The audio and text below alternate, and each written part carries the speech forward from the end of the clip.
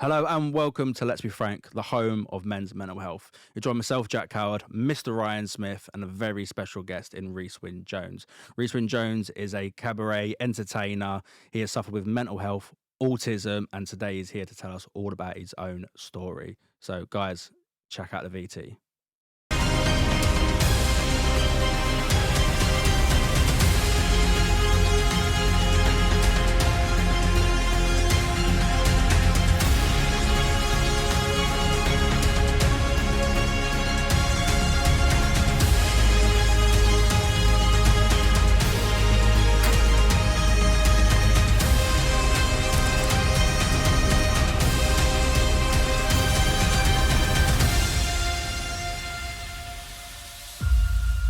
Please welcome to the show, Mr. Rhys Wynne-Jones. How you doing, mate?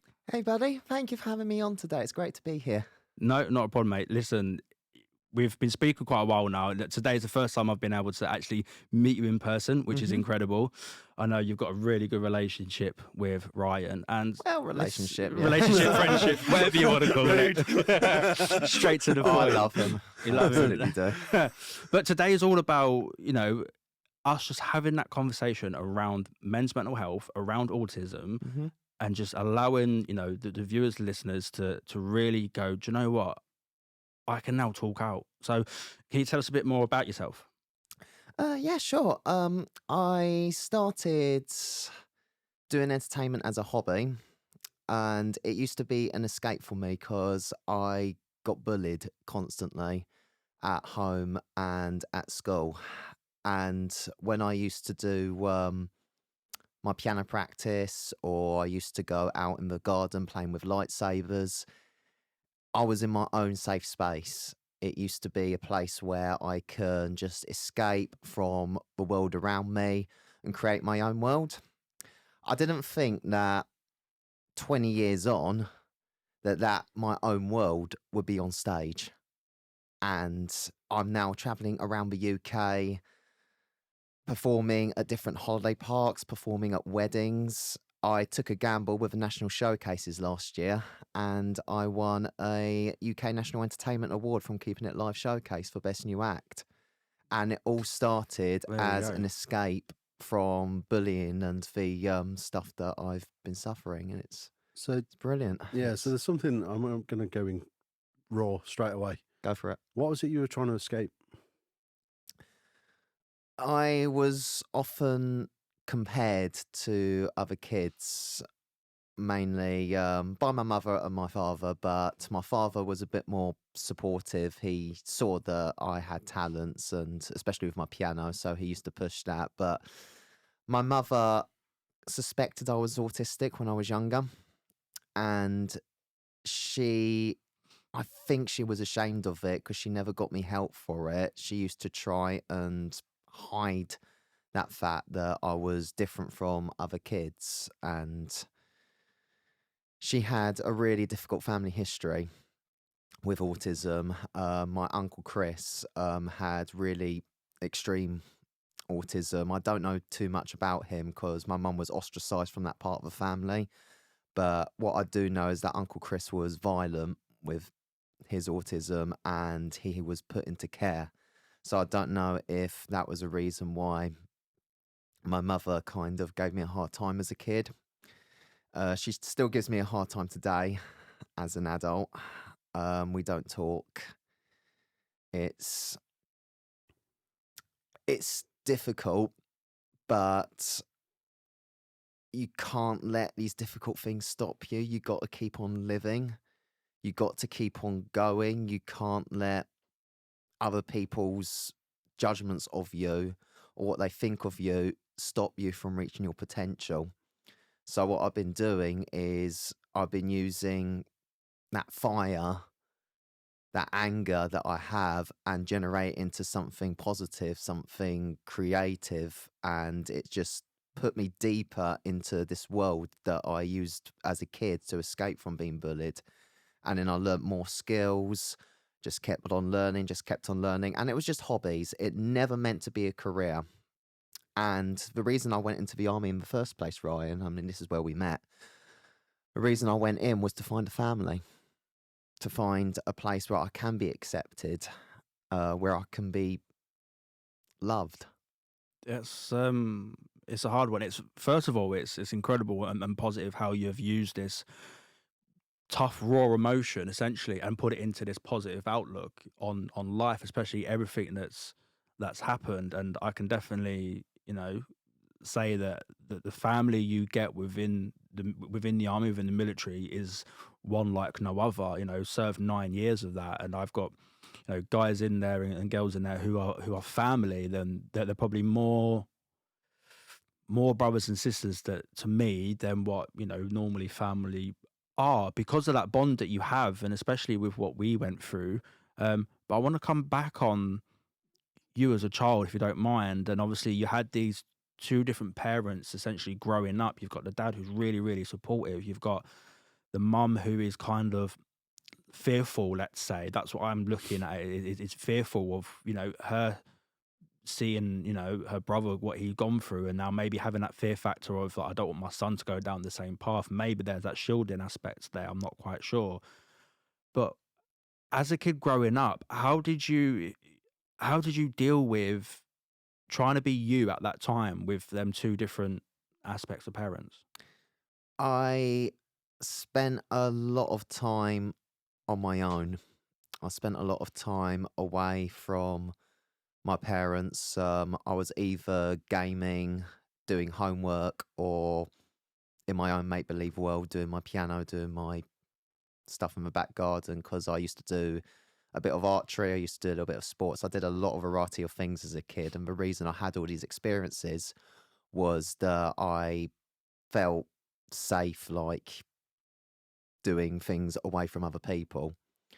Because when I went to school, I had next to no friends. In primary school, I had no friends. In secondary school, I did have a few friends, but at the start of secondary school, I still had no friends. But when I went into college and university, things got a bit better, but I still received a lot of abuse. I've been physically beaten. I've been mentally, emotionally put through the ringer. Some of the things that have been done to me, I find it hard to talk about. And I just like to separate myself from the world and go into my own world, which has now become my show and now it's become my career. But what I've experienced of the world as a kid was very negative. So when I found out that there are people that are being nice to me, I don't know how to take it. It's a shock, isn't it? It is, It can be man. quite It difficult. really is. Having them two different emotions, Yeah. that'd be quite hard. Yeah, and I just want to touch on a few things, buddy, and I gained a brother back 2015, 2016. So I get that family. We don't see each other often, but I'm always there, and, Yeah. and if I need to talk, that's there. Mm. So for that, I just want to say thanks. You mean more to me than you probably know. All right. And it does hurt knowing that you've gone through some of the stuff, but looking at, I've heard you play a piano, and the way you look at music and sheet music, and you listen to something, I know how it works in your head because you can hear it and you play it, and if anybody gets the opportunity to listen to him, my God, it will change the way you look at music. It's magical. But from what you've kind of gone through and what you've built, I'm proud of you. I really am Thank you. proud of you. And to, I know some of your story from when you was a kid, and I know what you've gone through. To be on the back of that now, it's massive. So I just want to say well done for that. But Thanks. I know going through the army, some of the stuff that you had to deal with.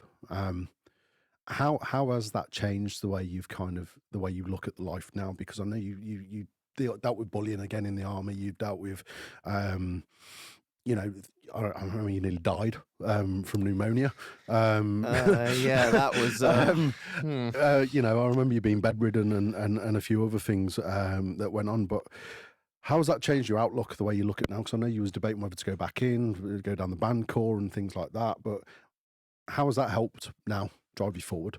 The military changed me as a person. Definitely. I mean, there's not one person that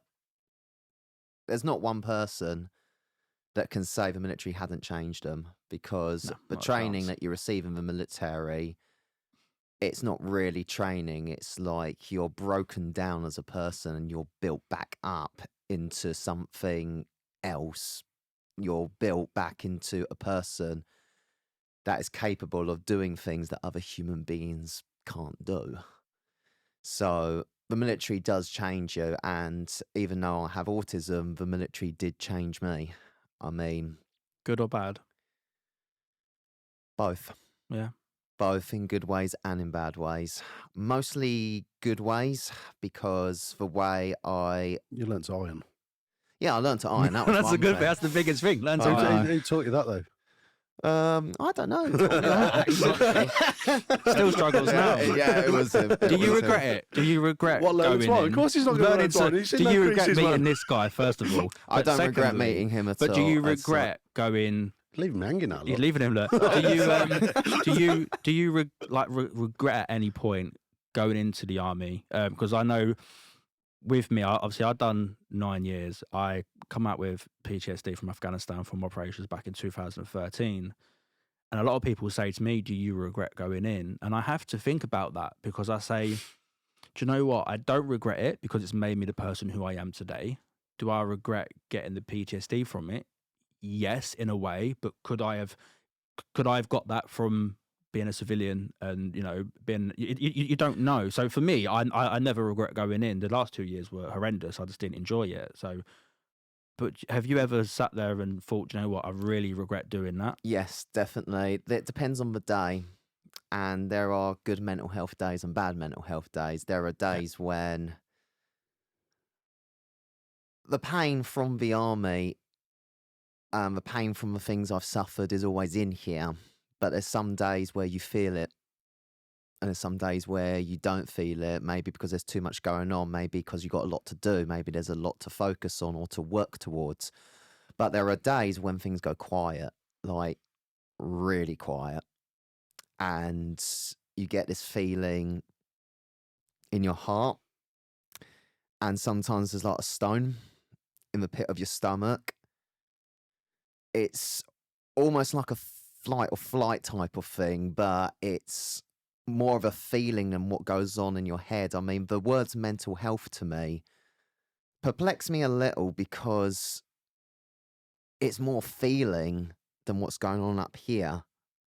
And that feeling is what, because your brain is the computer that, not programs, like, what's the word for it? Like, makes sense of what you're feeling. That's what your brain does. Controls you. Yeah, Emotions it's, and chemical balances and everything. Yeah. Yeah. So to go back to your question,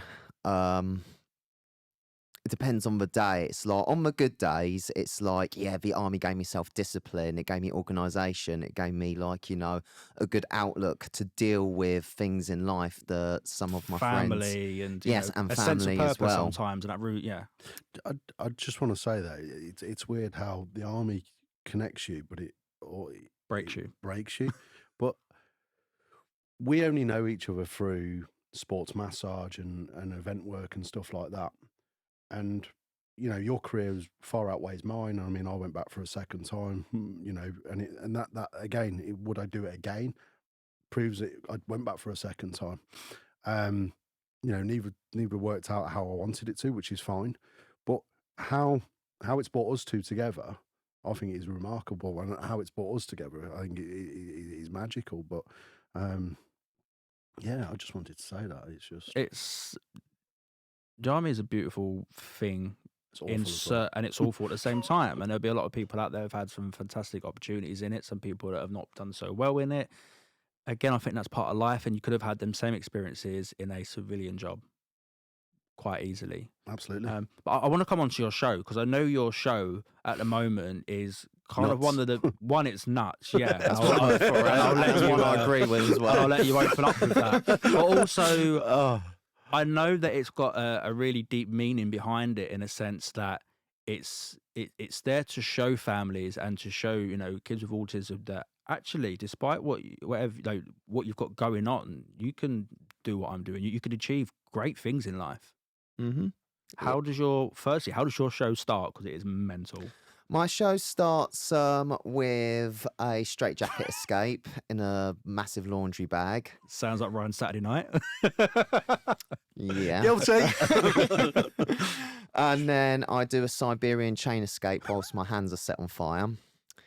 And then I do a column of fire effect from a saucepan, which I use to light the torches that I do for fire eating. There's fire. And that is my opening for the show. That is a health and safety. Here I am. That is a health Yeah, and safety see. concern right there, guys. Yeah, rumour is that one of the health and safety team from a holiday park I recently performed at got discharged from a panic attack from watching the opening of my show this morning. So, What is the reaction you get from your show, from kids in the audience, and even to, because in my eyes, like when you go to these holiday camps and that, a lot of it is more meant for kids than adults. Let's say we can all agree on that. mm-hmm.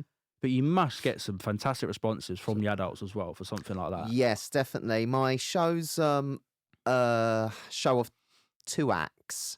So I have the first half, which is primarily like physically skill based, not much speaking, mainly for the kids, things that light up, cartoon characters like coming out of thin air, magic. So the first half of the show is very kid based, and the later part of the show is more comedy, more me speaking on the microphone, more singing on the microphone, doing some comedy piano, touching on some adult material, but it's a holiday park, so I just go to the PG. bar. Yeah, I do keep it PG. No Roy It's- Chubby Browning. Oh no. No, I used to do like some adult songs like when I first started, but I don't do it now because I don't need to. I do some comedy songs. There's one song that I do called the Assumption Song, where it's like I sing a line and then the word is going to be something rude, but then I change it last minute, and it always gets like laughter from the adults. And I do tributes to the 2 Ronnies. I've done my own version of a Mastermind sketch, answering the question before last, and I put like modern celebrities in there, like Boris Johnson, Donald Trump, and Liz Truss, and I just Ridicule them. Yeah, I ridicule them, and the adults love it. So Yeah. Now, I'm going to throw a curveball in here. A few years ago, you lost somebody close to you. And I know you're not going to, it's kind of a blind side, but I know you did a tribute. Part of your act was a tribute to him. Do you still use that today? I wouldn't have the show I had today without this person. Okay. This guy was right at the start of the entertainment career. He was one of the first entertainers I ever worked with. And he inspired me on how to, like, because I come straight out of the army when I went into entertainment, I didn't know how to communicate with kids or how to do a show for kids or how to host a kids game show. Everything was like very adult based, the way that I did my game shows, like you saw in the army, like, Just a quick story. I do apologise. oh dear. Yeah, I was just telling Jack about this one, and one of the first images I remember of Rhys. Well, I know him as Jonesy, so it's awkward for me to call him Rhys. We're on a block inspection, and he's sitting in a bath. No word of a lie. Doors open, and he's sitting there in a full-blown knight's helmet, sitting there looking, and it's just one of them images that I can never get out of my head, and it's just like, what are you doing? And this was Jones, and it was just like, welcome to the troop. But yeah, no, let's get back on track. And who was this chap to you? Jordan Simon. Yeah. His name was. Yeah, he was one of the first holiday park entertainers that I worked with. So as soon as I came out of the army, I went to Woodford Bridge Country Club in Devon when they needed like a single entertainment living supervisor. And I just used to play a bit of piano, do a few quizzes. And then my first holiday park experience was at Harlyn Sands near Padstow in Cornwall. And this guy called Jordan Simon, he was an absolutely awesome entertainer, especially at kids' time. He has so much energy.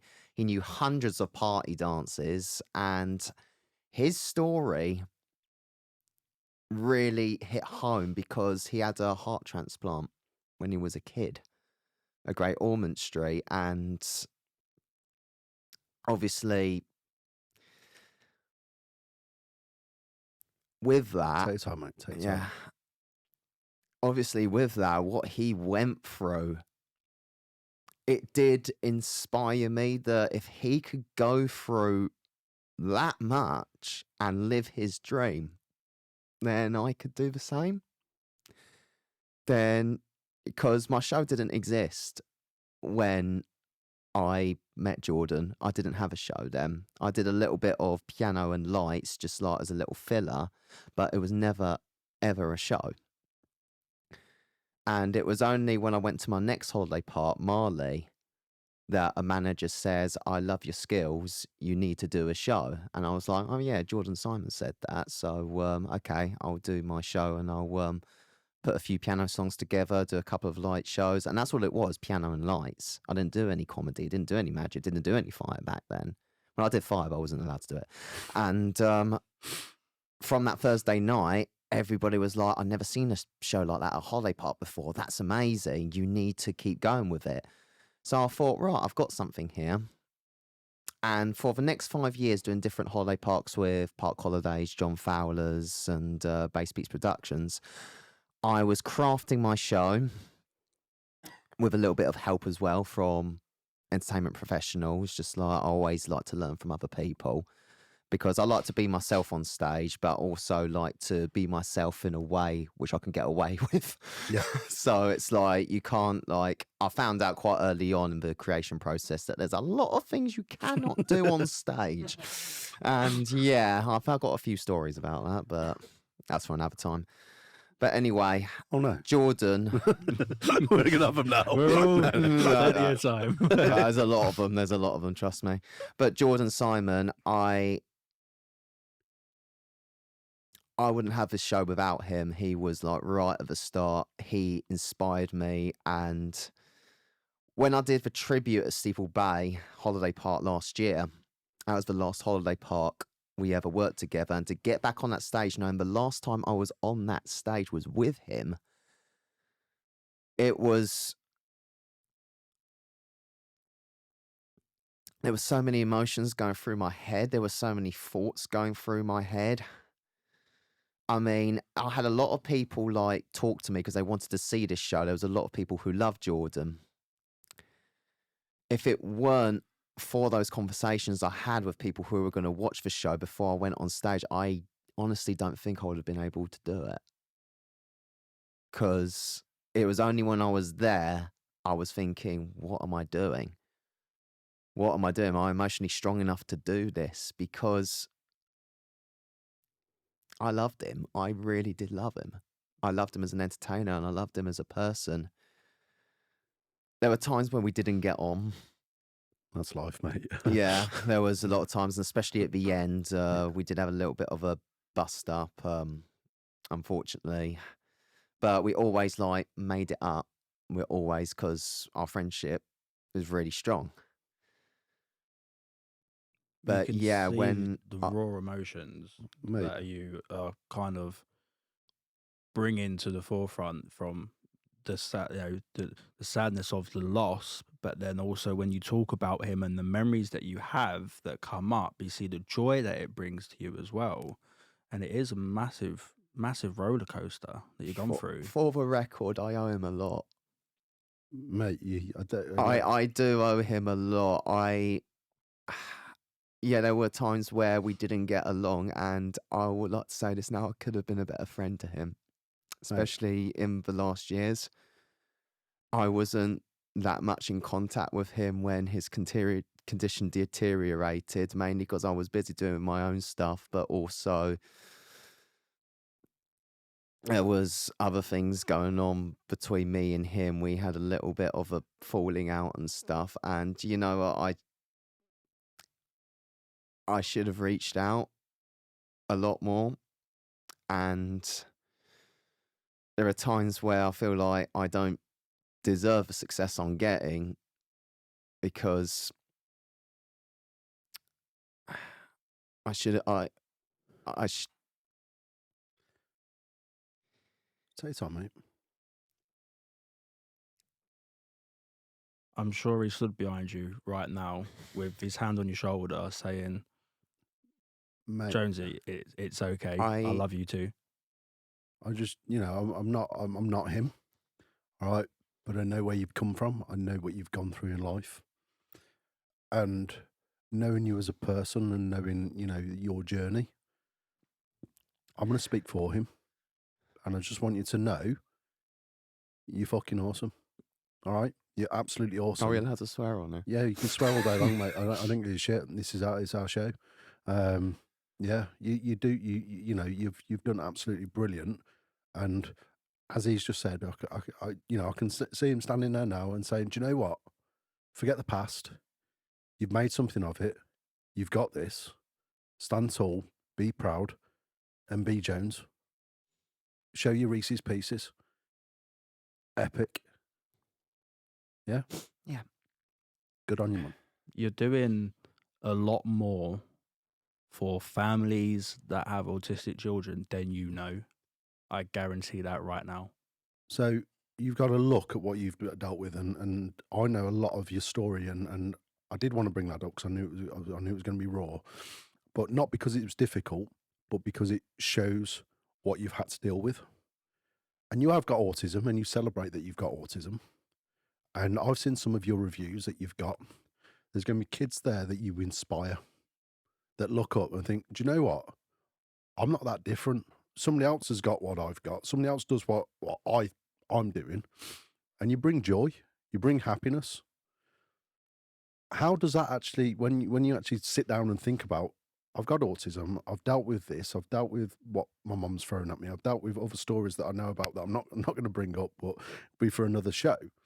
How does it actually make you feel now that you're doing what you're doing and you're inspiring young people and with autism? I have to say that the part of my show where I am open with my autism and I say it's okay to be different and it's okay to be you, it was never a part of my show at the start. My show was just for show. And I only brought that part of myself into it, was open about it when families identified that I was autistic whilst watching me on stage. They saw that I was, because they came up to me and said, "You're autistic, aren't you?" Or, "Are you autistic?" Because and I was like, "Yeah."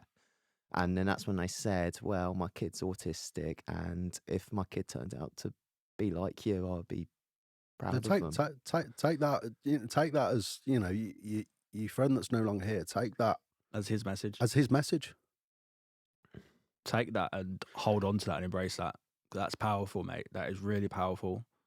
And I want to ask, over the years, because we're all getting really emotional in here, which is what it's all about. It's this raw emotion and real connection between the three of us and this conversation that is open and free and frank. That's why it's Let's Be Frank. It's a frank conversation.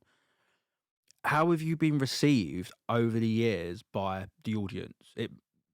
Has it changed at all from like your first time getting on there, people going, "Oh, there's a guy up there with autism. I don't know how to act.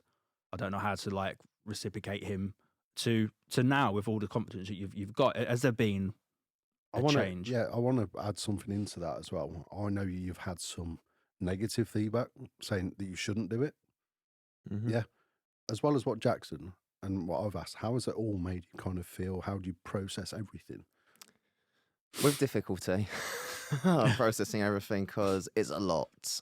It's a lot. Now, with having to deal with my mental health and dealing with autism, it's not a battle, it's more of a war. You're fighting many battles at once. And by processing everything that's going on, is one direction you're going on at the end of the day, and that's forward. You just have to keep going forward. I mean, the negative things that I've received have been quite strong. There's mainly other entertainers who believe that I shouldn't be doing what I'm doing because it's not the same as other acts. Because when I was told about doing a cabaret when I first started, I thought I'd never have one because I was told, right, cabaret, you got to sing these songs. You got to do what the audience wants. You got to like do what the audience likes. You got to sing. And it's like, you got to sing, you got to sing, you got to sing. But then I'm like, well, what if I don't want to sing? What if I want to do something different? And went, no, you can't do that. You can't do that. And I've had other entertainers laugh at me saying, oh, no, that will never be a success. No, that show will not work. And it's like, well, I'm proving them wrong. And it's evidently I'm proving them wrong. I mean, I'm getting bookings. I'm at Haven. I've got an inquiry for Butlins. I've You're even got proving an it. inquiry for a cruise ship contract now for my show. So just because people tell you things doesn't mean they're right. I just want to say he does the best magic trick with cards. It was shown us earlier, and they totally vanished. They're not even here anymore. Not even in the studio. That's how good it was. It's just vanished. I mean, booking, man. Booking, we're going out loud. This guy. But before we kind of bring the show to a close and that, firstly, right, have you got any more questions, thoughts? I've got so many questions, We've so got many. 2 hour slot. Yeah, so many, but we haven't got the time today because he's got another booking to go to. So that just shows it. But no, for me, Jones at Rhys, I do call it. For me, it is Jonesy. It will always be Jonesy. But Rhys, your story is powerful. Your show is awesome. Just use it, brother. Thank you. Use it. Just drive it and keep going. And when you do have them days, don't hide in your shell. Know that you can drop us a message. We're here for you. Thank you. Yeah, That means a lot. I second that. You know what I mean? We're talking a while now, obviously, with everything that's going on, talking through Ryan, and I am an attachment of you. So you need anything, please just reach out and have that conversation. Be open. And keep doing what you're doing, mate, because it's powerful stuff, really powerful. It's awesome. And I want to finish on the final question. Have you got any advice or any thoughts that you could pass on to families that have autistic children or people with autism, and even the kids themselves? Or what words of wisdom, let's say, could you pass on to them? That's a big question. Very big question. What I would say, honestly, to any families with autistic children or to autistic children themselves, it's okay to be different. It's okay to be you. And that's the tagline I always use. But don't listen to anyone else that doesn't care about you. I mean, and even if people do care about you, you can listen. But if it's something don't feel right and you feel like you need to do something to reach a potential or reach a goal, do it. Because at the end of the day, no matter what you got or what you haven't got, it's your life. I may have autism, but I've taken control of my life. And if you're prepared to put the hard work in, because even though I do have a disability, you still got to put that hard work in, and being disabled, you're going to have to put in a bit more hard work than others depending what you got. But you can still get your dreams. There are no rules. There are no... There's Sorry. No, mate. Absolutely. It's powerful. It is really powerful. I've watched you grow from 2015 through till now, mate. And for you to be lost for words is something short of a miracle. But you've put yourself across really well today, and I thank you for sharing your story. That is only scratching the surface of what you've got to share. I know for me it's been an emotional ride. You've brought a tear to my eye, and I can see Jack, a tear to my eye as well. Jack being a bit teary as well. So thank you for sharing it. Yeah, no worries. Yeah, for me, mate, this is what Let's Be Frank is. We've been frank. We've had a good conversation. We've had a cry. We've had a laugh. But ultimately, guys, the message is simple. Stand up, speak out, and use your voice.